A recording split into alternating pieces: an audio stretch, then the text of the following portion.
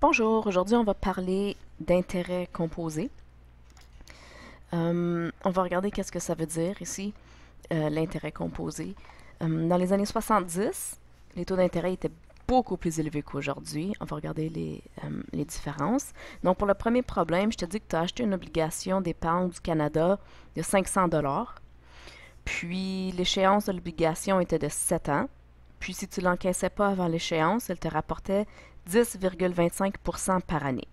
Donc, encaissais pas avant l'échéance veut dire que tu laissais à la banque pendant 7 ans puis tu ne ressortais pas ton argent. Donc, on veut comparer la table de valeur d'intérêt simple puis celle de l'intérêt composé. Donc, pour la première, je te demande de compléter les intérêts simples. Si tu n'as pas déjà essayé, je te demanderais de faire pause puis d'au moins essayer, s'il vous plaît. Si tu l'as déjà essayé, on va continuer. Donc, voilà ce qu'on a ici.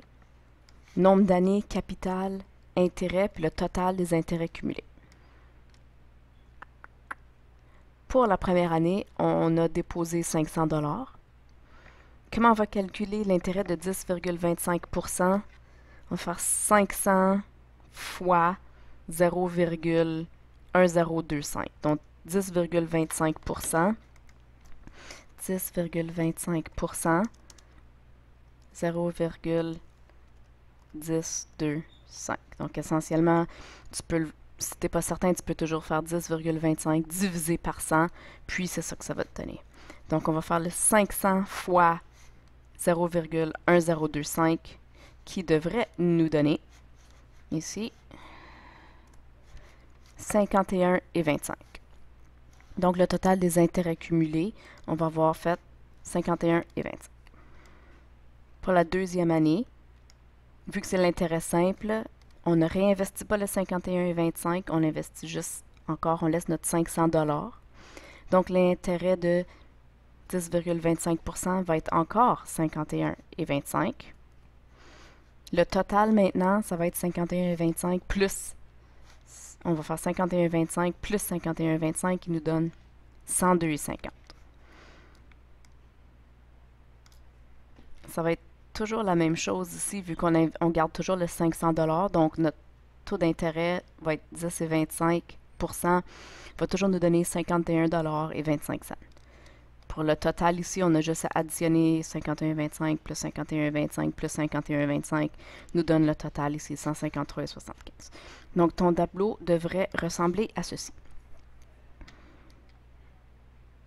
On va regarder l'intérêt composé maintenant.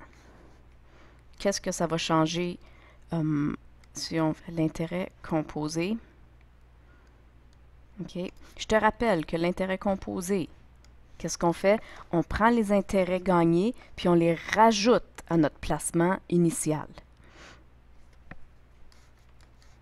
On va regarder comment ça marche. Ici. À l'année 1, on a déposé 500 $. Les intérêts de 10 et 25% vont être calculés exactement de la même façon que tu as calculé pour l'intérêt simple. Ici, le total des intérêts cumulés, 51,25. Donc, il n'y a absolument rien de nouveau ici. Sauf que c'est ici qu'il faut faire attention. Parce que là, on veut réinvestir nos intérêts afin de faire plus d'argent. Donc, on va rajouter ce qu'on a fait en intérêt qui est 51,25 à notre 500 $ de capital. 500 plus 51,25 veut dire qu'on a investi maintenant 551,25 la deuxième année. Donc là, il faut que tu penses, est-ce que mon intérêt va être encore le même ou est-ce qu'il va avoir changé? Mais on n'a qu'à vérifier. On va faire, je vais marquer ici 551,25 fois notre 10,25% va être encore 0,1025. Je te donne quelques secondes pour l'essayer si tu ne l'as pas déjà fait. Et on voit que ça donne 56,50. Donc si la deuxième année, on fait plus d'intérêts parce qu'on a plus d'argent investi. Maintenant, le total des intérêts cumulés va être 51,25 plus 56,50 qui nous donne 107,75. Donc, si tu compares en haut ici, on avait 102,50.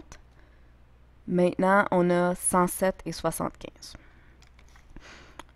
Pour la troisième année, on avait 551,25 d'investis. On a fait 56,50. Donc, pour le capital, on va réinvestir notre intérêt. Comment est-ce qu'on a obtenu 607,75? On a pris le capital qui était investi la deuxième année, puis on a rajouté notre intérêt de 56,50 qui nous donne 607,75. L'intérêt maintenant va être encore différent. On multiplie encore par 0,1025.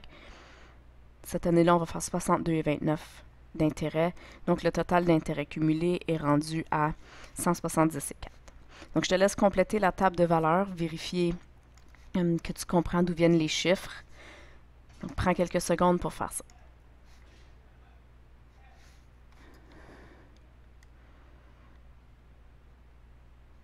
Pour la dernière partie, je te demandais quelle est la différence entre les intérêts cumulés de la première table et ceux de la deuxième table. Mais on n'a qu'à regarder ici, on a fait 358,75 avec l'intérêt simple. Puis quand on réinvestit l'intérêt, on a 489,96. Donc la différence entre les deux, 489,96 moins 358,75, on a fait 131,29 de plus. Donc ici, ce que j'ai fait, si tu voulais voir les tables de valeur juste une à côté de l'autre pour comparer intérêt simple, intérêt composé, je te rappelle que pour les intérêts simples, quand on va regarder les premières différences, on augmente toujours de 51,25 parce qu'à chaque année, c'est encore 10,25% de notre 500 $. Mais si on regarde les premières différences aussi des intérêts cumulés pour l'intérêt composé, on voit que ça augmente à chaque année parce qu'on a de plus en plus d'argent investi.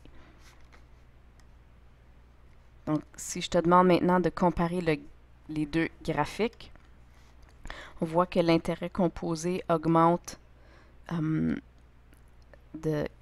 pas de façon linéaire, ça semble faire une courbe. Puis pour l'intérêt simple, qui est en plus foncé ici, augmente de façon linéaire, toujours de 51,25 à chaque année. Plus 51,25, plus 51,25 et ainsi de suite. Puis l'intérêt composé commence à courber parce qu'à chaque année, on augmente de plus en plus l'intérêt. Donc, je te laisse lire ce qui est à gauche si ça t'intéresse. Pour l'exemple, Chris investit un capital de 250 $ dans un certificat de placement garanti pendant une période de 5 ans à un taux d'intérêt de 6,1% composé annuellement. Je veux que tu détermines la valeur du CPG à la fin de chaque année. Donc, ça va être très utile ici de compléter la table de valeurs. Donc, le montant d'argent qu'on investit, notre capital est 250 $. Les intérêts de 6,1%, on va faire 250 fois 0,061 qui nous donne 15,25 $. Donc, la valeur à la fin de l'année, on va avoir 250 plus 15,25 qui nous donne 265,25. Donc, à l'année 2, on réinvestit 265,25. On va regarder quel est le montant d'intérêt qu'on va faire cette année-là. 16,18 $. Donc, à la fin, la valeur à la fin de l'année, on avait 265,25. On rajoute 16,18. Il nous arrive à 281,43. Donc, tu peux vérifier. Je te demande de le compléter avant de vérifier la solution, s'il vous plaît.